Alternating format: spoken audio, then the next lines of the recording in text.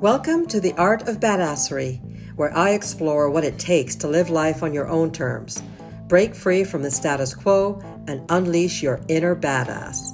Whether you're a rebel at heart or simply seeking inspiration to step outside your comfort zone, this podcast is for you. I'm your host, Mahara Wayman, and each week I dive into the stories, insights, and strategies of those who have mastered the art of badassery and are living life to the fullest. They smile when no one is looking. Welcome to the Art of Badassery. Today, I'm joined by Lana Sheppard, a business coach, author, and a champion for entrepreneurs who are ready to embrace the power of letting go. I can't wait to get into this.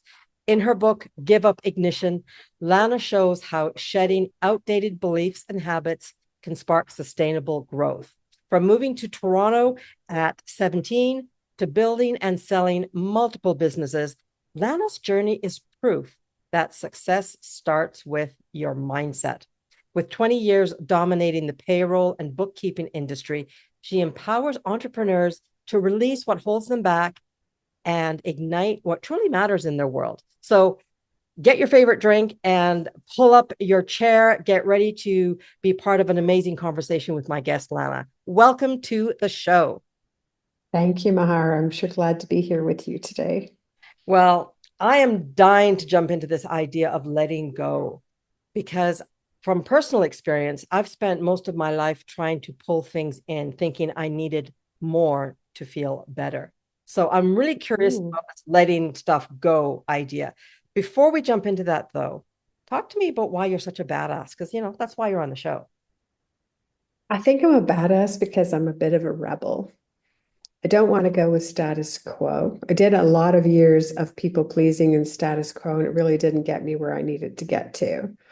So what I've learned since about 2017 was kind of a turning point for me in life, that letting go, it's rather counterintuitive for everybody because most people want to take more on rather than get rid of. But if you let go and give up a lot of things that aren't serving you, then it gives space for things that do serve you to take you farther and further and faster on your journey, especially as an entrepreneur, never mind in personal ways as well. Can you remember the first time that you thought, yeah, no, I don't need this. I'm willing to let this go? 2017. Yeah. Yeah. Well, 2006, my husband died. I had, my youngest was 13. And I had a daughter that was in university, and I had started a business because I wanted to be home with my kids. I had a boss that figured my priorities weren't straight, that I should be at the office, not home with my children. So my dad said, you don't need this nonsense. Get out of there. And I thought, well, what am I going to do? So I started a bookkeeping business so I could stay home with my kids and just deal with my own personal, issues of the whole situation. And I found that I ended up in autopilot. Work became kind of my addiction. So I didn't have to think, I didn't have to feel. I could just go through the motions every day, make sure the kids were okay, get them to wherever they needed to go, make money to support them. And I did that from 2006 to 2017.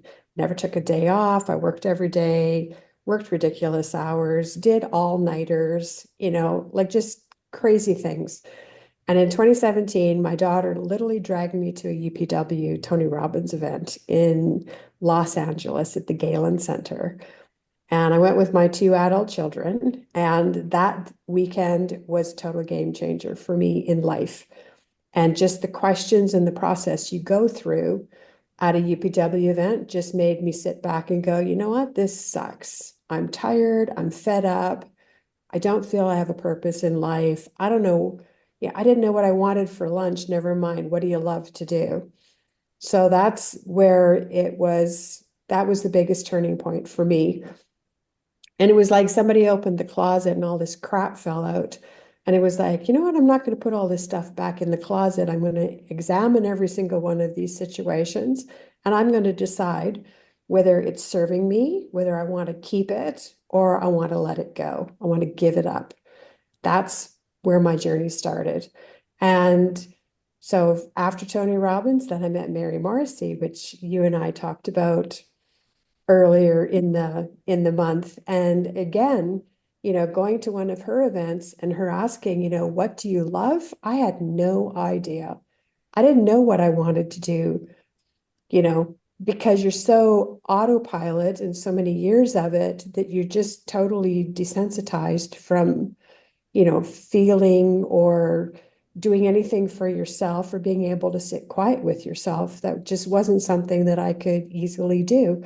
So the time machine exercise that Mary put me through was really interesting, having this reunion with somebody stranger sitting beside you 3 years later and having to talk about all the things I wanted to do. And I thought, this is really cool, number one. And the fact that you come from your dreams, you don't go to your dreams. I found that to be a very interesting concept that I wanted to do more exploration. And I just became more curious with, all of these different things and how could I turn myself around so that I could be passionate and really, get up in the morning and really enjoy my day.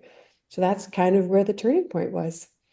Thank you for sharing, and so much goodness and juiciness there. I want to touch on though, I'm very familiar with Mary Morrissey's work and Tony Robbins's work, Mhm. but I still find myself struggling with this idea of coming from the dream rather than coming from current and going to the dream. So can you just explain that a little bit more? Because I suspect there's some listeners that are like, what the fuck are they talking about? Like, huh? So let's do a deep That's dive on that, because really I think that's a big ask of ourselves when it's new to us. mhm. Yeah. Well, easiest way to explain it is everything starts with a thought. Everything around us, everything we're surrounded by, everything started with a thought. Doesn't matter what it is, the table, the chairs, the clothes, the fridge, whatever. Everything started with a thought. And what Mary really teaches is that we are energy having a human experience and we live at different vibrations. So depending on what vibration, you're going to attract that vibration.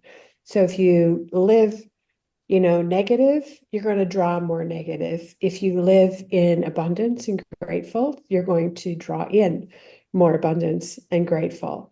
And she also teaches to dream big. I don't know, 20 years ago, vision boards were the big thing. Women would get together, have a party, cut out pictures, make their vision boards, take them home, stuff them in the closet. And then a year later, 2 years ago, cleaning out the closet, they dig out the vision board and go, oh my God, everything that I put on there actually happened. It's because we've put that intention out there.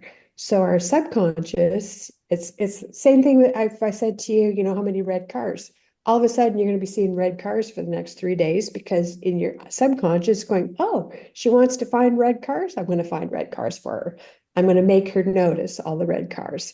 And that's really what it is putting the intention, dreaming big, stepping into that dream because you're going to manifest it. It's as simple as it's law of attraction. It's universal law that these things happen. As some people think it's all heebie-jeebie, not true. But honestly, if you actually look at it and practice it, there's many a times that I've been astonished and going, this really does happen.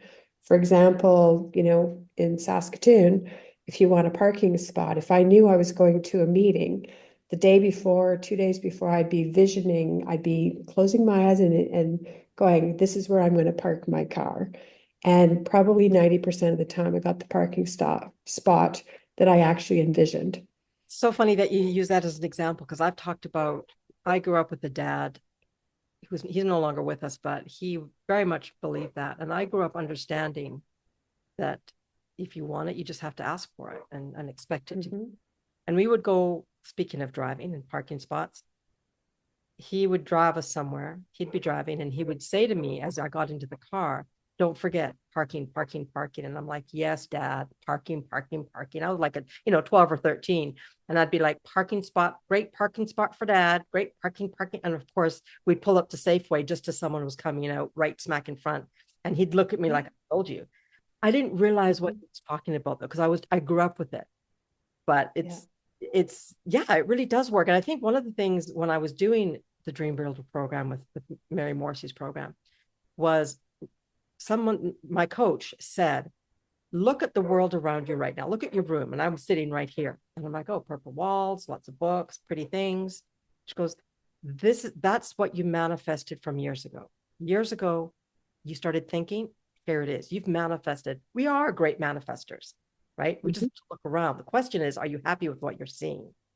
Which was kind of a shock to me, because I kind of always thought that manifesting, law of attraction, that was kind of woo-woo for the ages, you know, have a couple of beer and talk about it, but nothing really happens. But you're here to sort of dispel that theory with us. So awesome. 2017, big changes. Yeah. And I guess the other thing I like to add to that is the first thing we wonder is, do we deserve? Are we worthy? So you can dream big, but it's like, do I really deserve that? Or am I worthy of that dream? And a lot of times it's those limiting beliefs that put you back down, kind of put a cap on how big you're going to dream, because it's all self-worth, especially for women. I think that's a big thing. What did you struggle with the most? What did you have? Self-worth. Yeah. Self-worth. Am I worthy of, imposter syndrome? I still struggle with certain things, fear of perfectionism is another one. Even launching my book, I was going to have a big launch party. I was going to do all these things. I launched it on the 11th of July, which was my 62nd birthday, and I did nothing. I got up in this morning. I actually felt physically ill. I was at the lake with my dad. I didn't want to talk about it. I didn't want to do anything. I was scared shitless to put my book out there, because I didn't know what the comments were going to be. It's not perfect enough. Like, you could tell all kinds of nasty things to yourself. We talk worse to ourselves than we do even to strangers, for heaven's sakes, or family or anybody else. But I didn't want to even talk about it. I did absolutely nothing. And I'm thinking to myself, here I am writing about chapters on, give up the need of approval, give up on fear of failure or perfectionism. And I'm thinking, here I am immersed in that again, still battling it. So it's not, I don't think it always 100% goes away. You just have to stay aware of it, and then know how to talk to yourself and go, well, that's nonsense, And it is my story. That book is my story. And it was to the point that after I got it out there and had a few people make some positive comments, thinking, yeah, like, if it's just going to make a difference in one person's life, I'm going to be happy with that.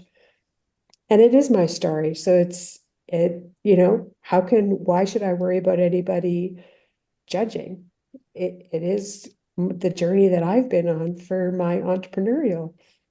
Good for you. And I do want to dive into the book in a minute, but I also want to comment that it's interesting that you say what you just said, because a week ago, I said almost the exact same thing in one of my podcasts. I have a couple different podcasts, and I have launched a program called Rage Against Your Comfort Zone. And I'm doing the writing and I'm marketing it and talking about it. And then something came up in my world and I got very uncomfortable. I'm like, oh my God, I need to rage against my own freaking comfort zone. I don't know if I can do it. Yeah. And I went through that whole stage, which I think is great.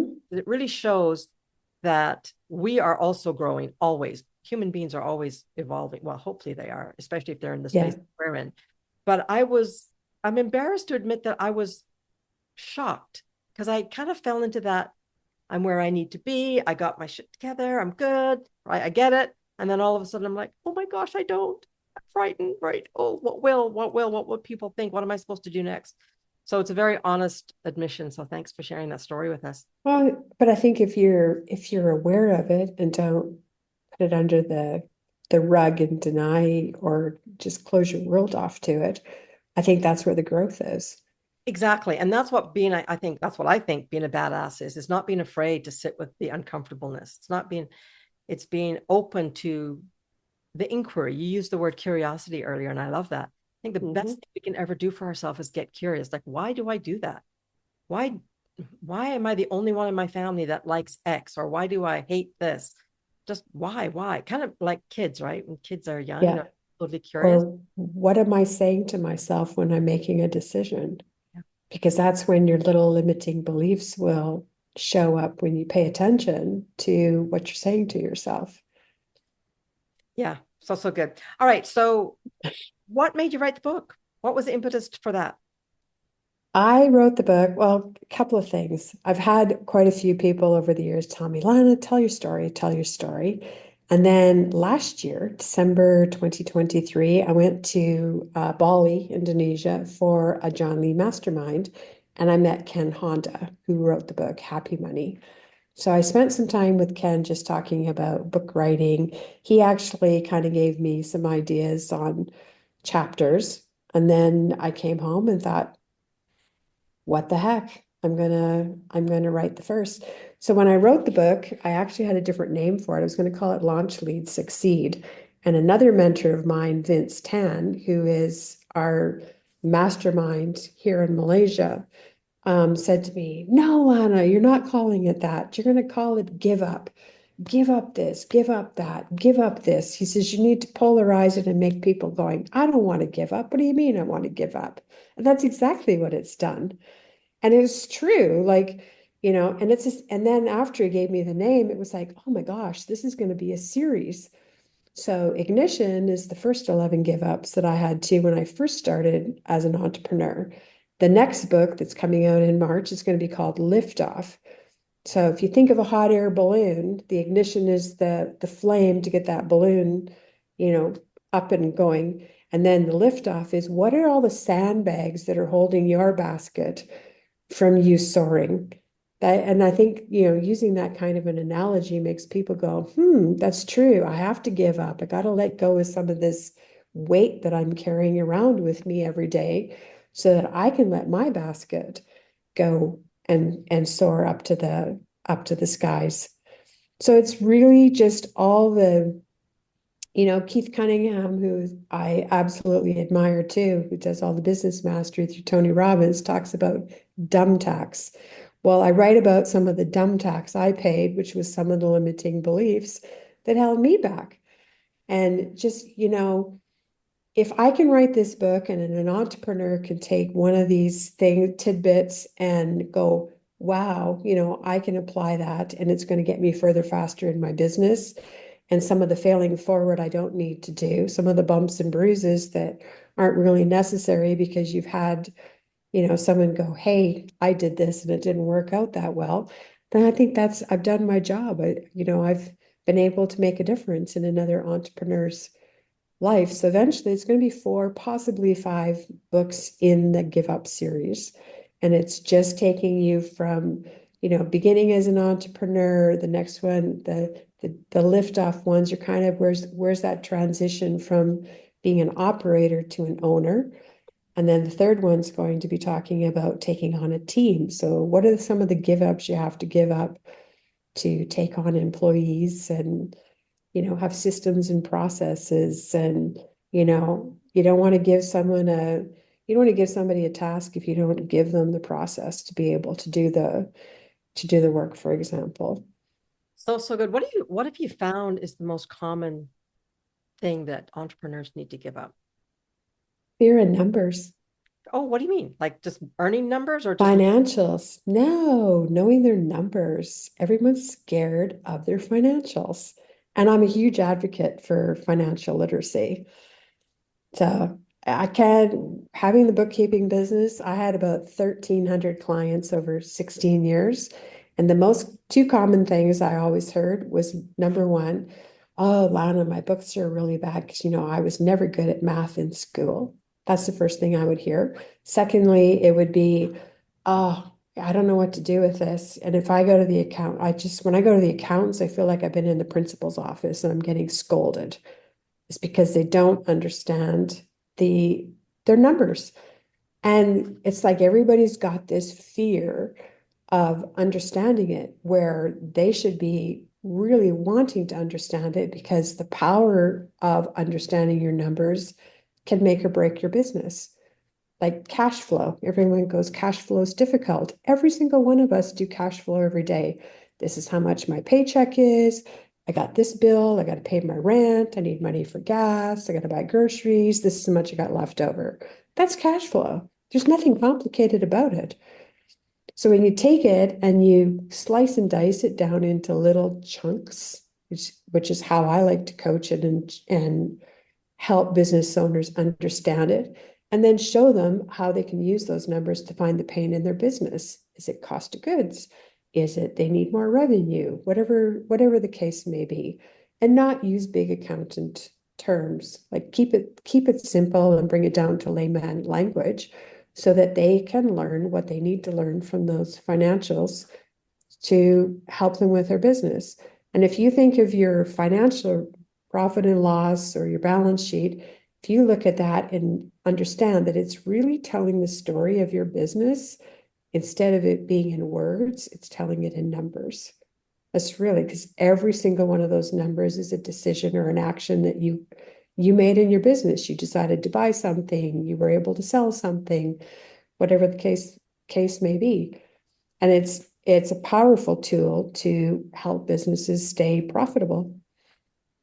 So good and so needed. And I'm putting my hand up as one of those people that really does need it, because I'm not going to go into my money story, but and it's what I find interesting. What I will say about my money story is I actually love numbers. I don't know if I'm ADHD or what, but I love numbers. I was at a football game at the end of last year with my family, and the game itself was kind of boring. I think we were losing. Probably it's Edmonton. Sorry, Edmonton fans, but I got sidetracked by the the scoreboard, because I noticed that all of the numbers I was able to play with them and it made sense. And I multiplied, minus, multiplied, put this there. And there was just this beautiful synergy with numbers. And 15 minutes went by and I'm like, that's the most fun I've ever had at a football game. Mm-hmm. I love numbers, but when I see it in context of the bank account, not so much, because I create such a story around what the numbers mean. So I really appreciate your talking to us about understanding that there is a difference. There's an emotional story and there's actually the story. It's just data. I say that to clients all the time. Are you willing to collect data on yourself? Yeah. But for some reason, many of us have this emotional response to money, to financial data. Well, and it's also your relationship with money, which goes back to, my parents were money doesn't grow on trees, or, oh, that person has a whole bunch of money, they're stuck up. Or it could be, cultural. You've got different cultures where if you're well-to-do and you're wealthy, then you're shunned from your community because now you think they say, you think you're better, where really money's a vehicle to be able to go and do a lot of good things, give back to community or help others or whatever there's a lot of good intentions when you can have money to be able to do those things. So it all depends on what your relationship is and what your perception of money is, which also plays a part in, you'll look at lottery winners, they'll win a large amount of money and before you know it, they're right back to where they were. And a lot of it has to do with their belief in money. It's tragic. It's absolutely tragic for sure. So are you noticing though, and thank you for sharing that, are you noticing that while clients may come to you, people that read the book, pick it up because they're entrepreneurs, end up learning so much more about themselves? Because what I'm seeing and wondering is the crossover. Because sometimes we get caught up in thinking there's inner work. Okay, I need to fix myself. Oh, I need to learn how to run a business. And I'm noticing that they're so connected. Mm-hmm. I get a lot of responses going, Lana, I really needed to read chapter blah, blah, blah. That's the one that really resonated with me. And not all the chapters will resonate. People have different give ups, but I also have a workbook that goes with the books. So people will download the workbook that goes with the ignition. And that gives them some extra tools where they can do journaling, they can have a vision board. And I get a lot of comments from that they like having that extra tool so they can actually read the book, learn from that, and then implement whatever chapter they resonate with the most. And like I say, if I can give some of the tips and tricks from my learning and I can share it with somebody else, and it's going to make a difference in their journey, then I'm very happy about that. it's really the whole purpose of why I wrote the book in the first place. Has it been this journey of writing the book and publishing it and then receiving the feedback from it? Has it been what you expected? No, it's been better. I love it. Tell us more about that. What were you expecting? Well, well, you know, again, it's that fear of approval. Are they going to like it? And will they point out, where the imperfections are, or, I don't agree with what you've written. Like I was expecting all kinds of different scenarios. And of course, you're making those stories up in your head in the first place. It's not like, and at the same time, it's like my story, and should I care? No, because it is my story and I don't really need to justify to anybody. But man, oh man, I had all kinds of conversations going on in my head as to, what this person's going to think or that person's going to think. And still, it's that fear of judgment that I still battle with that. And, I don't know whether I'll always battle with it. As I get older, I think you care less and less as you get older as to whether you're going to spend energy on what anybody else thinks. But it still sits with me all the time. And just, some of the conversations I've had, the feedback that I've gotten on the book, just those little text messages I get going, hey, that was, I needed to hear that today. And that's made a difference in my life. That lights me up. Like that's really what motivates me to go, okay, now I'm going to write another book because I've got more to talk about. And then I want to build a community. I want a community where people that want to work on their give ups can come, where they feel safe, that they can, be with other like-minded people that are working on the same thing. And you don't feel lonely. It's not like I'm the only one that has fear of numbers. There's lots of us out there that have different fears that we're dealing with all the time. Oh, good. Do you have a copy of the book that you can hold up for us? By chance? Yeah, I do. Just a minute. Guys, just check the show notes because, of course, I'm going to have all the links available. There we go. There's the book. Yeah. It's now available, guys. And of course, the new book will be available shortly, and it may well be out by the time this episode drops, but we'll see. So, what's the biggest thing you learned about yourself through this experience? Oh, just, it's been really cool because I've gone back to, it's like I've done a rerun of my life all the way back to 17. And the 17-year-old that left Saskatoon and went to Toronto with $100 in her pocket and figured I knew everything because I'd graduated grade 12. Like, what else is there to learn? My first job, I BS through the whole thing. Oh yeah, I could do. And it was two fellows that were moving out of their basement. They made knockdown furniture and sound enclosures for the old noisy printers, the Wang printers back in 1979, 1980, when computers were just coming to life. And they were hiring their first secretary, which was me. And I bullshitted through the whole thing. Oh, I could do payables, I could do receivables. There's nothing I can't do. I did not have a clue how to do any of it. And the only thing they were worried about that I get homesick and move back to Saskatoon. And I said, that ain't happening. So they offered me and I accepted the job. And then I thought, oh shit, what am I going to do now? Off to the library, because you didn't have Google, you didn't have online, nothing. And it was a one rate system. So I learned how to do bookkeeping. I learned answering the phone, fake it till you make it. I practiced that a lot through the early years. And I had this deep inside, just invincible, like there was nothing I could do. And I sit back and I think, what's happened over the years that I lost that? Between failed marriage and, you get knocked down, you get bruised, you get, different relationships, different work environments, all these different things that just kind of pick away at this confidence that I had, or was I just that naive that I really didn't sit and think about it? I just jumped in and went, I can do it. And I still do that. There's situations when I had my bookkeeping company, people would phone and say, can you do this? Can you do that? I go, oh yeah, not a problem.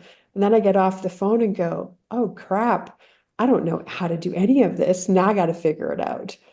So that's like my little way of just challenging and pushing myself in directions that have gotten me to where I am today. But it's, I often think back to that 17-year-old and think, how did I lose some of that? And how do I get that back? Because that really, set the trajectory of my journey young in life. And when I left that company, I was 21. I'd worked my way up to national sales administrator, basically running the place. There wasn't any farther to do. Got married and had moved away. So that's why I left that position. But it was the best thing that could have ever happened to me in just my work experience. I got to touch on all different aspects of a business. So that just made me more, wanting to do more of that in life and eventually having my own businesses. What a great story. I couldn't help but Mm. remember, first of all, I agree with you. I think back to when I was younger, and I had such, I was such a badass, and I didn't even, and just to make you, just a quick story, because I popped into my head, a couple things come to mind. I used to be an entertainer, or I used to get paid to be I've always been entertaining, but I used to get paid. Let me be very clear. And I went to a dance audition for the Frantic Follies, which, as you may have heard, may be aware of it, long running Klondike show in Whitehorse. And I was a dancer and a singer. So I went to this audition and I had to tap dance. I wasn't the best tap dancer, but whatever. I tapped away, smiling, doing my little jingle to the one side. And then I switched sides and I did the tapping to the other side, and it was complete silence because I wasn't connecting on my left foot, except for one. Like, so, instead of hearing, you heard, right? Because I just wasn't doing it. And I howled with laughter. I said, you know what? The left side's not so good, but who gives a shit? I can do it to the right. And they're like, who is this girl? Of course, I got the gig and it was tons of fun, right? But I would never do that today. The other thing I did once at a singing audition, and I'm not the greatest singer, but I went in, I danced, and I had a cold. I was doing fouettes and I had snot flying out of my nose. It was ugly, but I was determined, right? And then they had me sing. I sang some song, easy song. And they said, well, that's really pretty, but could you sing Memories from Cats? And I remember looking at them going, people, if I could sing that, I wouldn't be auditioning for your little show. I'd be on Broadway. And they're like, I did not get that gig. But I'm laughing. The girl then, I was 20. Mhm. I would never behave like that today. I would never admit, to those failings, or I would never make light of it. I just wouldn't. I'd be like, no, it's just not on. And I miss her. I miss her. Yeah, yeah, I agree. So that's It's my like, how do you get some of that back? Well, and that's what I do. That's why we're having this conversation, right? It's to really Yeah. remind ourselves that we can do hard things, that we Mhm. can survive difficult situations, that we can give ourselves the grace to get curious. Oh my God, now that I'm almost 60, what do I want with my life? Mhm. Do I want this or that? Do I love this or that? So, it's all part of the human experience, but I've couched it in this conversation around being a badass. I'm curious though, what would you say if you wanted to share some tips with our listeners? What are three things that you do on a regular basis that help you to feel badass and act like a badass? I think staying curious. Yeah. I'm always curious and wanting to know what's next.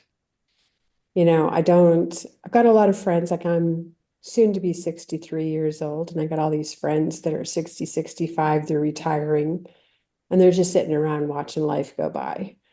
And they're going, Lana, you're too busy. You need to stop doing what you're doing. And I'm thinking, what? Are you kidding me? Like, I'm just getting going. There's so many things that I want to accomplish that sometimes I get anxiety thinking, do I have enough years in my life left to do all the things that I want to do?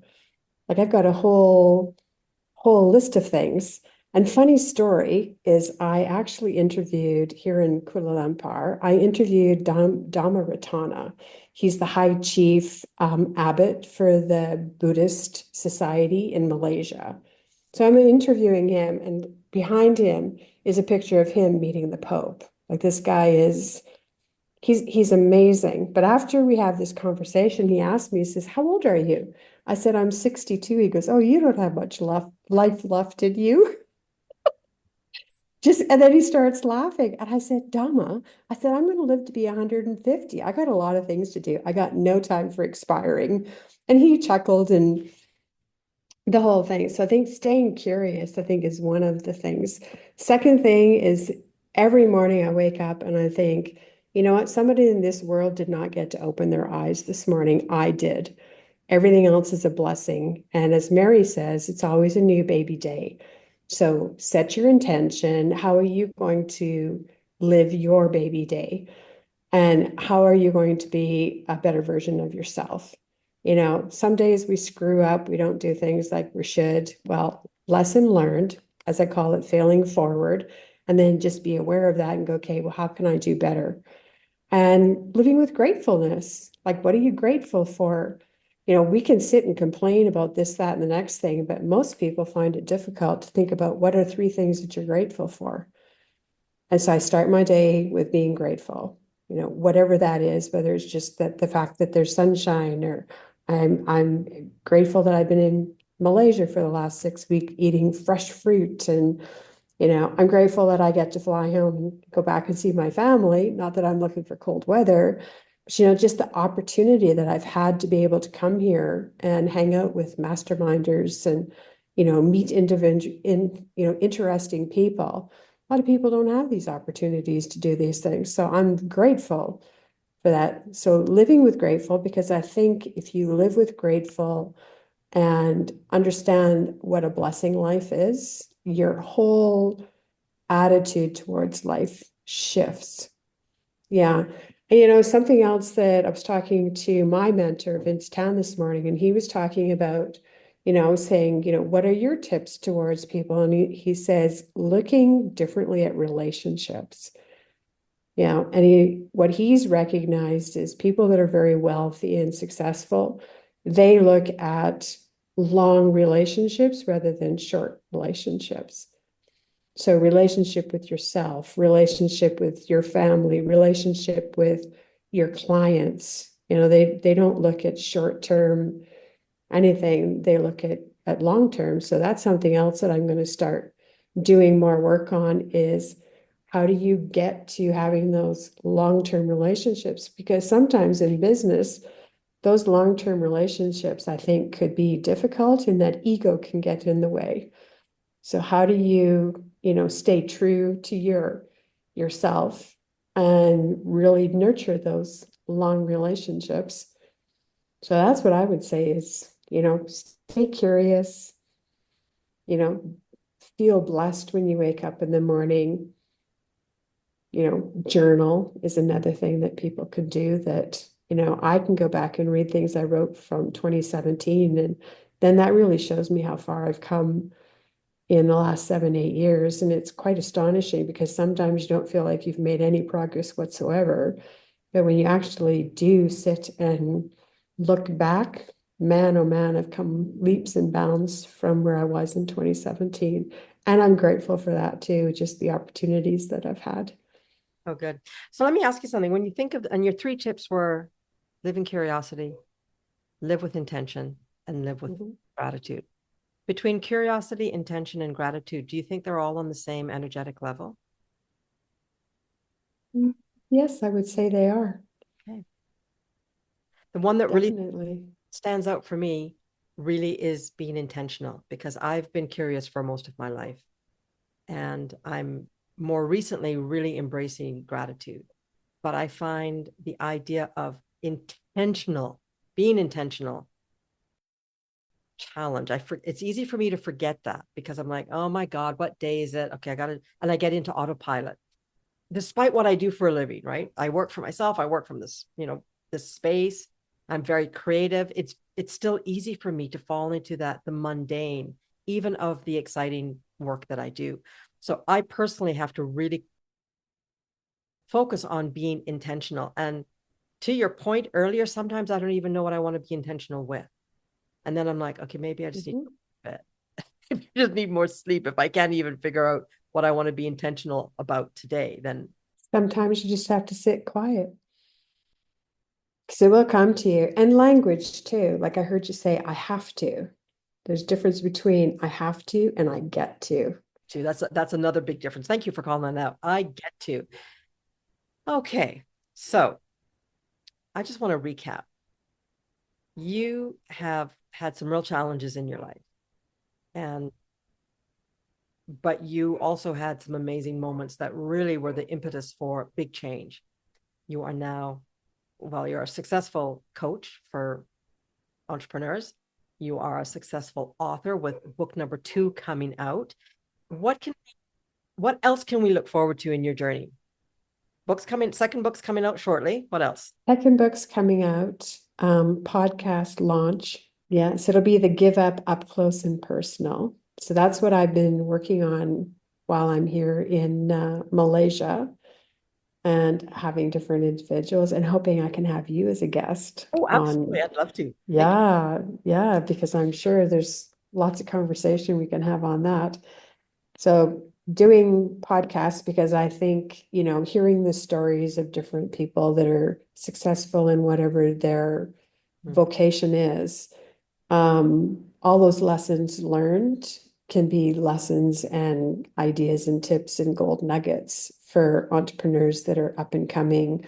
Or like some would say with some of the chapters, I just needed to hear that today. So again, it's just making a difference and, being able to share the story and pay forward is kind of where I am in life. And then I want to have a give up community. And then I'm going to be working on some online courses. And the first one will be the give up fear of numbers, because that is kind of my forte is financial literacy. I love teaching it. I like making it simple for entrepreneurs to understand it and the importance of it.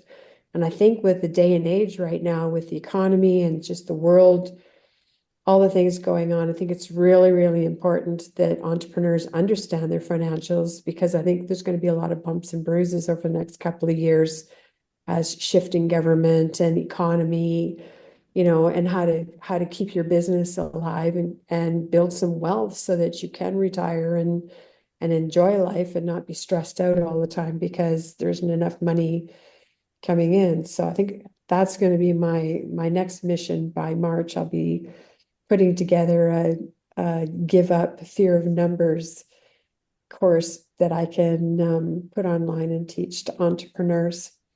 Sounds amazing. I'm excited for us. We have something to look forward to with these beautiful gifts that you're sharing with us. I'd like to call out something else that I think can play into this feeling of being like a badass. It's recognizing that we are part of a much bigger community, the world. And if we have something that's important to us, share it, even if it's just a conversation with someone, because every act of sharing is an act of giving and an act of connection. And this is what the world needs, especially from a place of gratitude and a place of curiosity and a place of real love, right? So I want to say thank you for stepping out of your comfort zone, publishing the book, doing the talks, doing the podcast, all of these things. Thank you, because this is what the world needs.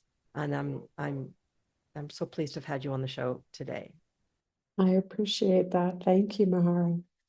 I like to think of it that every single one of us badasses is a thread, and you weave it all into a fabric. And the more threads we can have in the fabric, the stronger that fabric is, because I think that's what gives strength to, entrepreneurs. A lot of times it feels like a really lonely road, or, even personally, there's so much darkness and people can't see a way out, whatever that case may be.